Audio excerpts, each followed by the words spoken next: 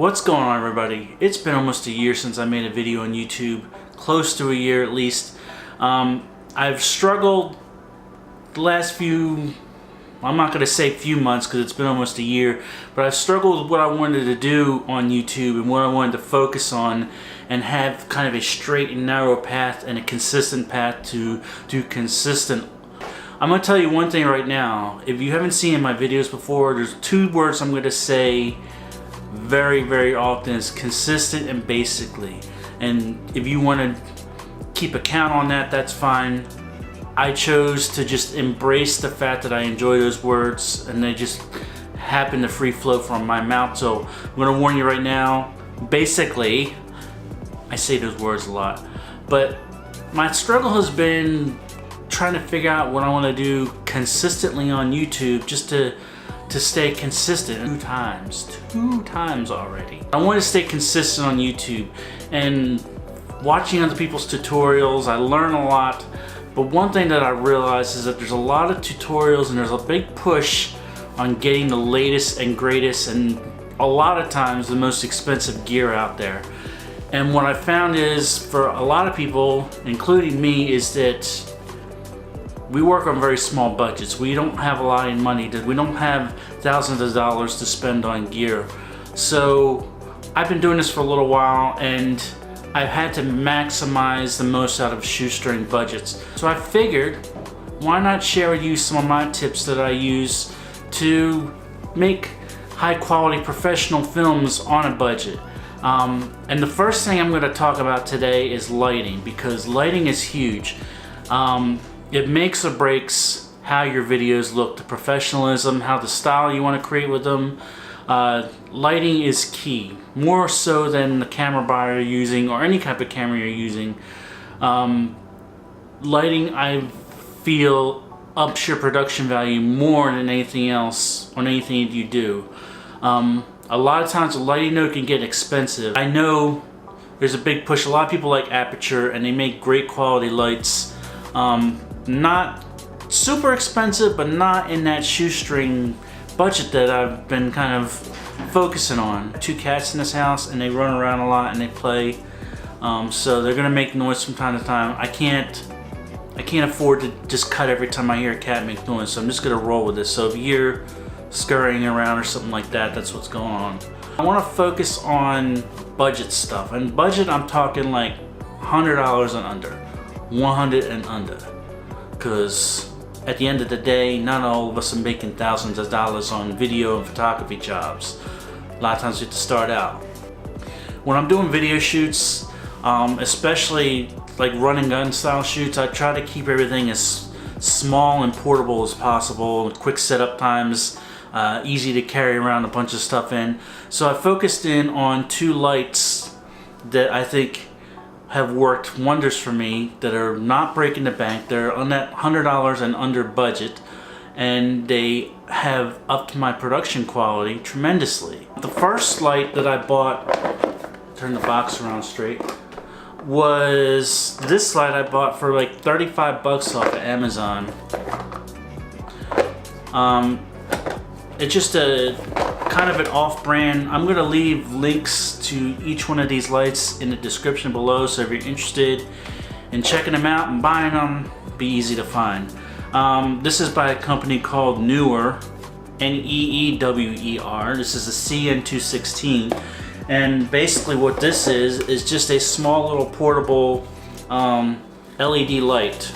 This light right here was like 30 bucks on Amazon, and it's nice because it's simply powered by the Sony MP batteries that are very common and they're easy to find and they're cheap to get.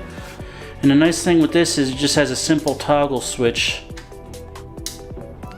that you can turn it on and off with and increase the brightness. One simple control. So this is what the light looks like. Now pay no attention, the white balance is off on this. I have the other lights set up for tungsten rather than this, 5600K white light, so it's gonna be a little bit different. But this is the light mounted on the right as it would be mounted on the camera. Now, if I had a light stand or if I had someone holding it, I could simply place this light anywhere I wanted it to be. If I wanted a more mysterious light, I could set it up here, I could put it down here. There's all kinds of options what you can do with this light. For 30 bucks, you couldn't go wrong with it. So I'm gonna switch off from this light and go back to the other light. Alright, so now I'm back on the light I was originally.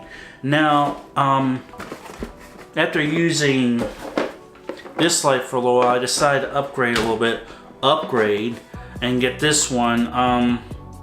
This is the YN216, and I got I read a lot of reviews on YouTube and stuff about this. But this light I think cost me about $60 or $70. One of the advantages that this light has over the other light is that you have more control over it. Just like the other light, you have your toggle switch where you can increase your brightness. But also with this, gives you the option of measuring how much battery you have left, and it also gives you the option of how quick you want the light to dim and not. If you choose the fine setting, this toggle switch is not going to be quite as sensitive, and you can see how much I'm turning it, and it's just very gradually getting brighter, which if I do the coarse, you can see the one turn it goes from all the way to nothing. This one, it works exclusively off the Sony MP batteries. But one thing nice about this is that it has the barn doors. It's much more powerful than that other light. I have the tungsten adapter on that right now, so you can see with that light and this light, so for basically $100, I have two light sources here.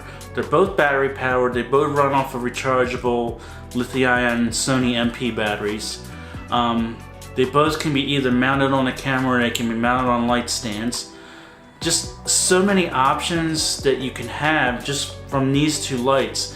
And especially, like, I go outside and shoot a lot of videos at night outside, and especially this light right here is more than enough power to, as you can see how bright this thing gets, more than enough power to power any number of people. And the nice thing about this too is these interchangeable filters that you can put on your lens to change the different colors of it. So you can go pretty much tungsten and switch any other filter you want in there, and there you have a red light, and you will switch it out and you have a blue light, just like that. Simple enough. And it also gives you a kind of a diffuser filter too, if you want to just have a little bit of a softer light. So right here I have an extremely blue light because I had the blue gel on it, and this is actually my favorite one right here. But as you can look, I can set it on a light stand, I can put it on a light stand on here, or I can mount it on a light stand above me. I can put it on the camera right in front of me. For 80 bucks, you cannot go wrong with this. The only thing I'll say about this is the barn doors are not really functional, especially when you have the gel on it. You can't close them all the way. So I don't understand the purpose of the barn doors per se. I mean, you can control your light a little bit, but there's gaps in here, so obviously the light's gonna spill through that. So the barn doors is not the selling feature for me. It's the fact, the price point, and the options you can do with it is the selling point for me. As you can see, for 100 bucks, right around 100 bucks, you can't go wrong with these two options. There's just something, they're easy, you can carry with you. I just throw them in my backpack. I always have them with me. I always have some light stands in my trunk. And I have so many options that I've been able to do with these lights. You can't go wrong with it. So if you're on a budget and you're just trying to start off and you're just trying to make high quality videos, but you don't have the funds yet to get the more expensive lights, consider these two options. You won't go wrong.